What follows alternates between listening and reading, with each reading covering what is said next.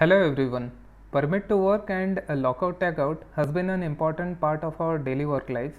In this video, we will understand the basic concepts of PTW and LOTO by a practical example. DGMS recently published its recommendation of 12th National Conference on Safety in Mines. In that, it emphasized on electrical safety regarding lockout and tagout. Now let's look at some of the basic LOTO items. The first is locks. So these are variety of color of locks, and each color is predefined for a certain department. Like red is for electrical, yellow for mechanical, blue for instrumentation, and green for process. The black is a personal lock, and it is used in SLB, that means site lock box. This is how it looks from the front and back side. At the back side, you have to paste your photo and mention your name, designation, and employee ID. Then we have the lock boxes. So the red color box is known as master lock box, and the yellow color lock box is known as site lock box. And then we have the tag. For different departments, we have different tags. Now let's understand the entire LOTO process through a practical example. Suppose we have got a work of south vent shaft fan 1 ST motor maintenance. This will be done by a supervisor named Sunny. Sunny has got a team of 3 people, Mahavir, Pavan and Mukesh. So in this case, Mahavir is the team leader or co-permittee. So now to do the motor maintenance, let's see which shutdown to be taken. So first understand the power system of the motor. There is an incoming breaker which is the source of electrical supply. This forwards the power to VFD, then it forwards the power to outgoing breaker, and outgoing breaker finally energizes the fan. So to take the motor maintenance job, we have to take the shutdown of incoming and outgoing breaker to isolate the motor completely from the electrical sources. So let's see how we are going to take this shutdown through proper lockout and tagout. LOTO or lockout tagout, the entire process consists of 9 steps. Step number 1 is permit to work. So let's see how to fill the permit section wise. The first section is the initiator section, as it is already mentioned to be filled and ensured by initiator. So let's go in detail and see how to fill this permit. So here we have to decide, is it a hot work or cold work? If there is welding machine or gas cutting, such jobs involved in your work, then it's a hot work. But in our case, it's a cold work, so I'll mention yes against the cold work. Then a date and time. So here we will mention the date and time of the permit initiation. Then you have to fill this section. South vent shaft is the plant, department AC electrical, and description of the work is south vent shaft fan 1 ST motor maintenance. Job duration, let's suppose approximate it will take 2 hours, we'll mention the same. Then comes the isolation list. As we have already figured out, we have to take the shutdown of the incoming breaker and outgoing breaker. So same we have to fill up here. So first is electrical isolation of ST incomer breaker, second is electrical isolation of ST outgoing breaker. Then comes the checklist part. Here we have 6 checkpoints. So one by one you have to verify. The first is cable required to be removed. In our case, it's no.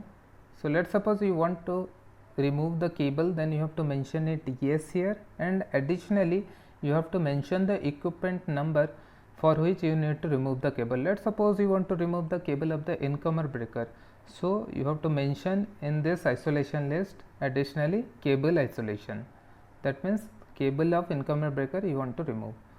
Then come to the second point, is hot work involved? So in our case it is no. If let's suppose it is yes and hot work is involved in your job, then you have to mention yes here, and additionally you have to fill up a hot work checklist which is at the downside of the permit.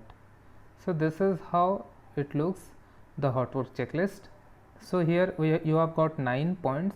So all the 9 points you have to verify, and whichever point is applicable for that, as per the recommendation mentioned here, you have to verify and make your site condition proper, then mark it yes. If it is not applicable, you can simply mark no. So let's see what are all these recommended checkpoints. First is all the combustible materials has been properly covered which is nearby. The second is while carrying out the arc welding job, earthing shall be directly on the job. And third is keep all the fire extinguishers, sand and running water hose near the job so that in case of fire you can easily extinguish them. Then has proper covering been provided on all the combustible materials nearby. Then while carrying out the job, flashback arresters shall be provided at the both side of the hoses. Then welding cable joints must be with lugs and properly insulated. Then all the components like hoses, torches are ISI marked and in healthy condition.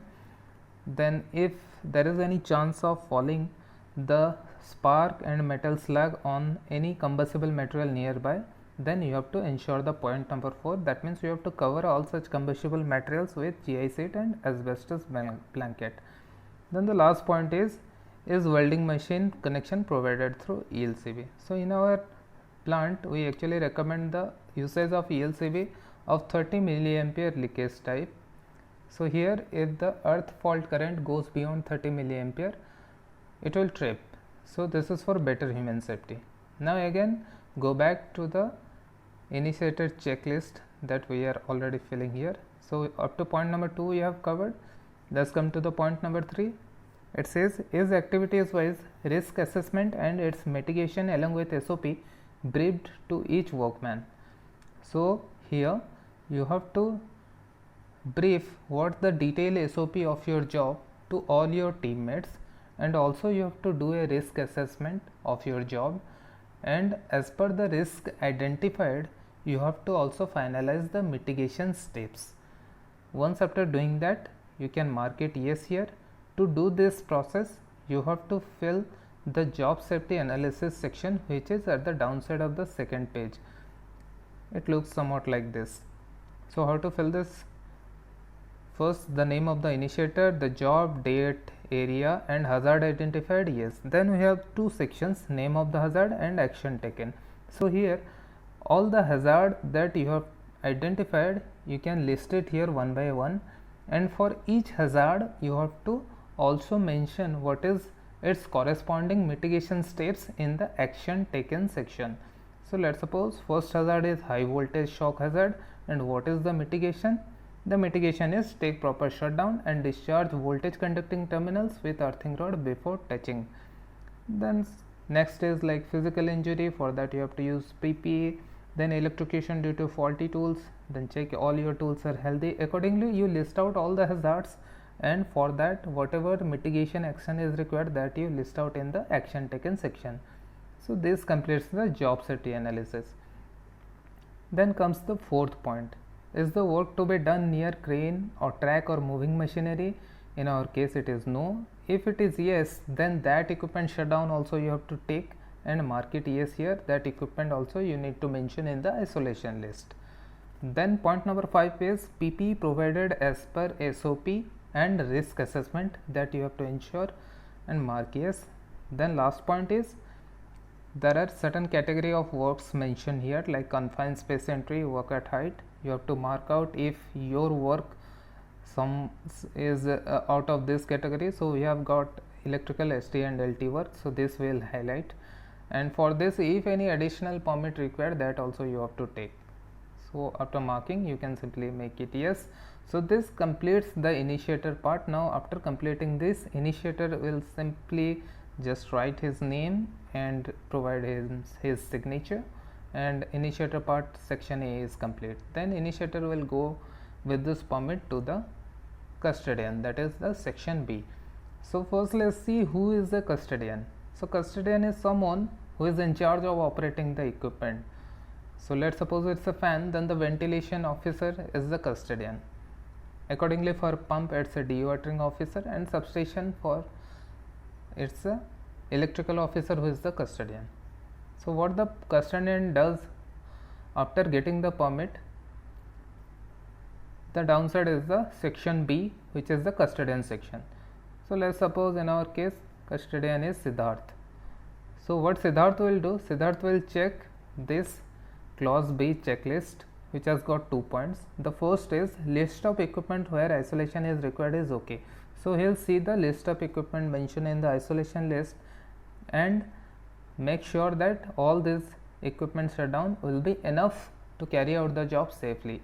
If he thinks or if he recommend to take any more isolation to carry out the job safely, the same he can add it here at this stage. So let's suppose custodian knows that there is an electrical overhead traveling crane which is also operating nearby, and he feels that you need to take the shutdown of the crane as well so that you carry out your job safely. So he can edit here electrical isolation of EOT crane. So now he is satisfied that these three will be sufficient to carry out the job safely. So here he will mark OK as for the point number 1. Then the point number 2 is any additional safety measure he want to highlight. So let's suppose he knows that near fan motor side some foundation work is also under progress, so he mentioned keep away from that area. So this completes the custodian part. So here after this custodian will mention the name of the issuer, like he mentioned the name Arif Hussain, so that the issuer can provide shutdown for this job. Then custodian will provide his signature, date and time and authorize the permit and forward it to the issuer. Then section C and D, the next section is for issuer and isolator.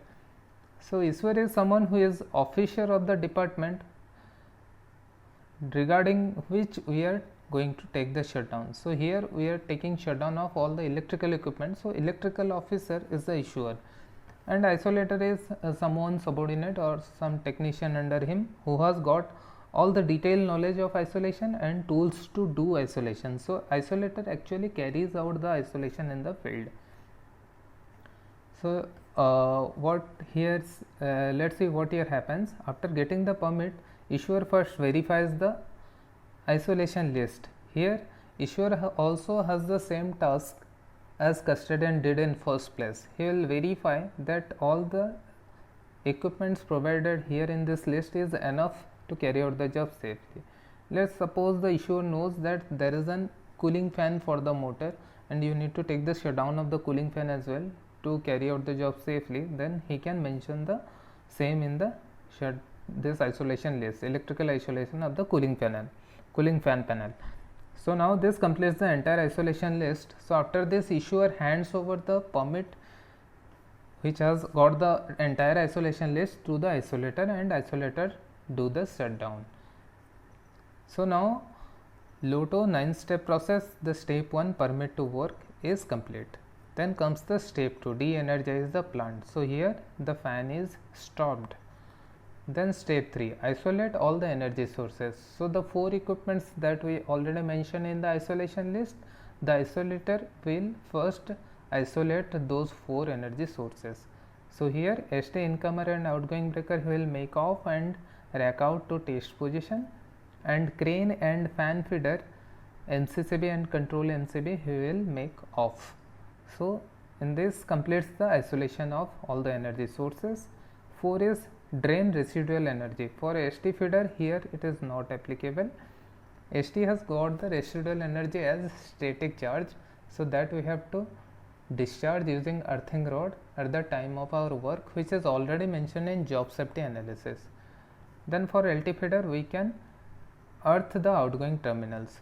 So residual energy means whatever after isolating the main energy source, whatever remaining energy that is remaining in the system.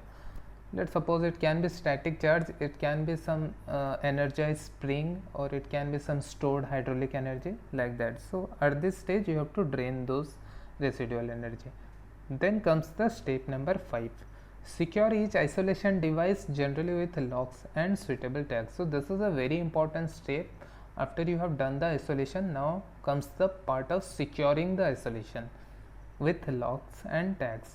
So let's see how we are going to achieve this, how the isolator actually does this. So this is the substation and it has got all these 4 feeders for which we are going to take the shutdown. So now at this stage isolator has already switched off all the 4 feeders. Now he will be going to provide locks and tags on all the feeder and secure the isolation. So here one main thing you have to understand that while you are putting the lock on the feeder or whichever isolation device, you make sure that without removing the lock, nobody can re-energize the equipment in any case. Okay, so you have to mention or you have to provide enough number of locks or enough number of secured devices so that the isolation will not fail or the equipment cannot be re-energized without removing those locks. So here let's suppose in ST incomer feeder at the rack in rack out slot, first he will provide one lock, then at the door also he will provide another lock. So with these two locks in place, nobody can again re-energize the breaker. Then comes the tag. So at the tag he will mention his name, sign, date applied and expected date of completion that he mentioned, and he will provide the tag on the incomer feeder. So now this lockout tagout is complete for the incomer feeder. Accordingly, he will do the same for the outgoing feeder, then for the crane feeder, then for the cooling fan feeder. So now lockout and tagout is completed by the isolator. So here we have applied in total 6 locks. So these 6 lock shutdown, who should get the control? The control should be in the hand of both the initiator and the issuer. That means without the permission of initiator and issuer, nobody should be able to remove any of these 6 locks. So how we are going to achieve this? So for this we have to use master lock box. So this is the master lock box, and how it is going to be used, let's see. So here all the 6 lock keys will go inside the master lock box one by one. After all the keys are inside the master lock box, it will be locked out by the initiator and the issuer. So this confirms that without the lock removal of both the initiator and issuer, none of the shutdown can be cleared. So this completes the lockout and tagout process or the step number 5. Then here the next permit section C, where we have to fill all the lock details that we have provided on all the 4 feeders. So one by one we'll fill this up with all like LOTO key number A and B on the incomer, then C and D on the outgoing breaker, then for the crane it's lock number E, then F. So after this, next comes the section D, that is the issuer section. Here also we have got a checklist of 6 points which needs to be verified by the issuer, and if it is applicable, issuer will ensure that these recommended points are followed. So first is plant equipment stopped, then preceding and following equipments of the intended equipment is also stopped, then have the equipment and pipelines depressurized, it is not applicable in our stage. Then is the vessel or equipment positively isolated from all the sources, that we have done. Then is there adequate ventilation maintained, that you have to verify, and it is the equipment is properly cooled down, that you have to verify and mark yes.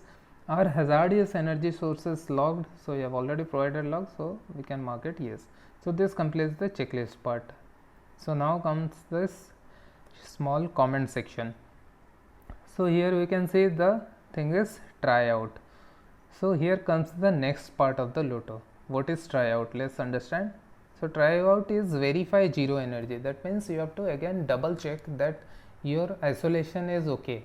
That means you have to start or somehow you have to check that it is not re-energizing even upon giving the command or trying to start it again. So for ST breaker you can start it with the TNC switch, it should not start, and for LT breaker you can check the outgoing phase to earth voltage, it should be 0 from phase to earth voltage. So this completes the tryout process. So here the tryout he will mention it yes, then MLB number, master logbox number he will provide, and master logbox key number. The key here, whatever the lock issuer has applied on the master logbox, that key number will come here. Let's suppose here issuer has applied lock number 11. So here lock number 11 he will mention. Now this completes the part of the issuer. Issuer will sign it here along with his name and date and time of completion of this shutdown. So once this shutdown is completed, issuer hands over the permit to the initiator and co-permittee. So initiator first will receive the permit and get the signature of himself along with the date and time of receipt, and then initiator will hand over the permit to the co-permittee. Here initiator will also mention the MLB key number, which is the key of the lock number that he has applied, initiator has applied on the master logbox. So now co-permittee got the copy and he can start the work. Here one more thing is mentioned here. The pink is the co-permittee copy. We have 3 copies of this particular permit, that is pink, green and white. So pink copy is the co-permittee copy. This copy will remain at site during work. So pink copy you have to take while the work is being carried out at the site. Then comes the step number 7, start work with site logbox. Let's understand what the site logbox is. So now we have completed the shutdown and initiator has got the key number 12, which has got the control of all the shutdown.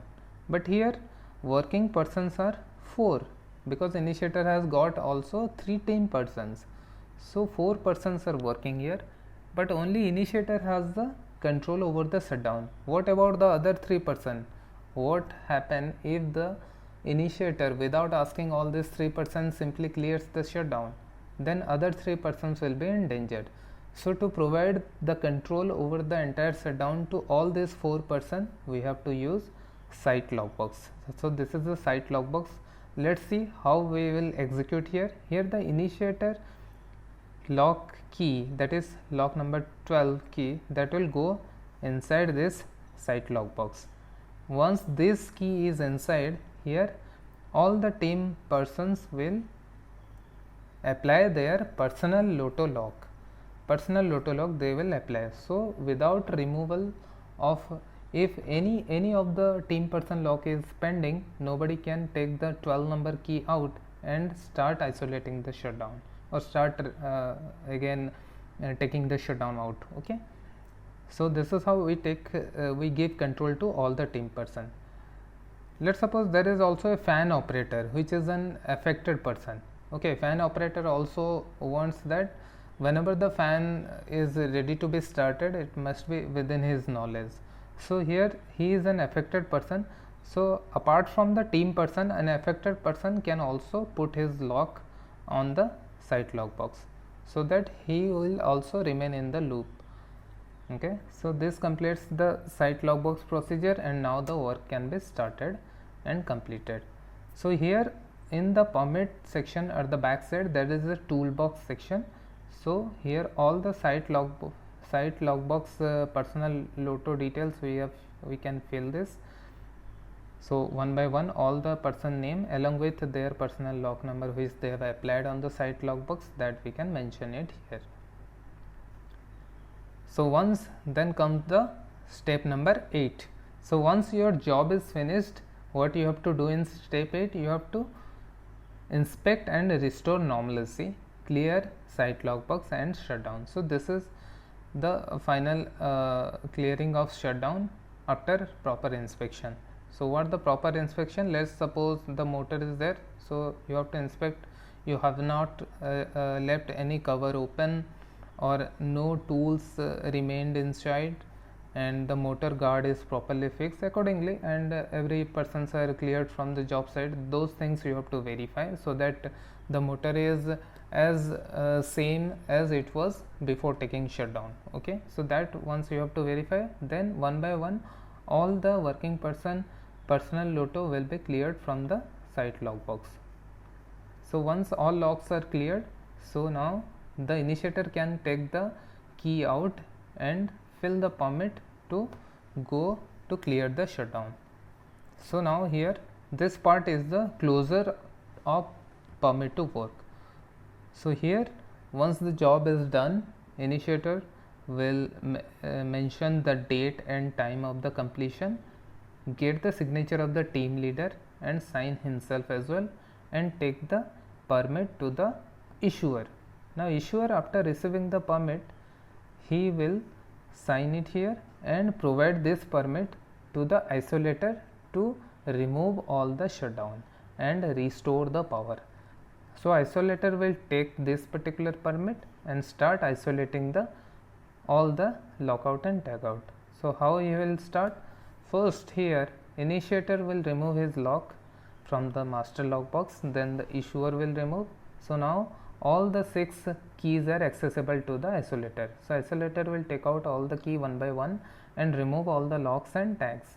So like we'll start with take the key number A out and remove this lock, take the key number B out and remove the lock B and remove the tag. So here incomer feeder is completely free from all the lockout and tagout. Accordingly we will do for the rest of the feeder. So once after clearing all the locks, the role of master lockbox is done. So here at this stage he will again switch on all the breaker and feeders after restoring to their normal state. So now all the feeders are on and it is as good as before taking the shutdown. So all are in their normal position. So here again isolator will enter all the equipments in the clause number I and their clearance of shutdown date and time. So after this part is complete, here initiator and co-permittee will also sign confirming their witness of clearing the shutdown. Then finally issuer will sign with date and time and inform to the custodian that the shutdown is clear and the equipment is ready to start. Then finally the initiator will receive this permit to save it for his record with date and time mentioned of the receipt, final receipt, and along with his signature. So then the last step of the Lotto 9-step process, that is start up and ensure safety of all. So here we have to start the fan and ensure that it is running properly with all the parameters in proper range or all the site condition in proper manner. There should not be any deviation or any abnormality that we have to observe and make sure. Then final is the permit renewal. So permit renewal section we need to see when is the conditions that we need to renew the permit. So these are the guidelines. So there are 3 conditions when you have to renew the permit. So the first is at start of every shift.